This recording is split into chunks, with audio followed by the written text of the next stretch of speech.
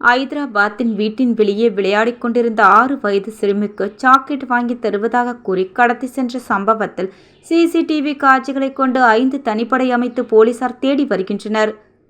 தெலுங்கானா மாநிலம் ஐதராபாத்தில் உள்ள பேகம் பஜார் சத்ரி பகுதியில் பிரியங்கா என்ற பெண் தனது சகோதரருடன் வசித்து வருகிறார். சனிக்கிழமை மாலை தனது அண்ணன் மகள் பிரகதி, ருத்விக் ஆகியோரை அழைத்து கொண்டு கட்டேல மண்டியில் உள்ள தனது தாய் வீட்டிற்கு அழைத்து சென்றார். பிரகதி தம்பி ருத்திக்குடன் வீட்டின் அருகே உள்ள முத்தியாலம்மா கோயில் அருகே விளையாடிக் கொண்டிருந்தார். சிறிது நேரம் கழித்து ருத்விக் மட்டும் வீட்டிற்கு வந்தார். பிரகதி எங்கே என்று கேட்டால் தெரியவில்லை என ருத்விக் கூறியதால் அத்தை பிரியங்கா சுற்றுவட்டார பகுதியில் தேடி பார்த்தார். நீண்ட நேரம் ஆகியும் குழந்தையை கிடைக்காததால் ஆப்பிட்ஸ் போலீசில் புகார் அளித்தனர். போலீசார் வழக்கு பதிவு செய்து சம்பவம் நடந்த பகுதியில் உள்ள சிசிடிவி காட்சிகளை ஆய்வு செய்தனர். அப்போது விளையாடிக் கொண்டிருந்த குழந்தையை மர்ம நபர் ஒருவர் ஆட்டோவில் ஏற்றி செல்லும் காட்சிகள் பதிவாகி இருந்தது.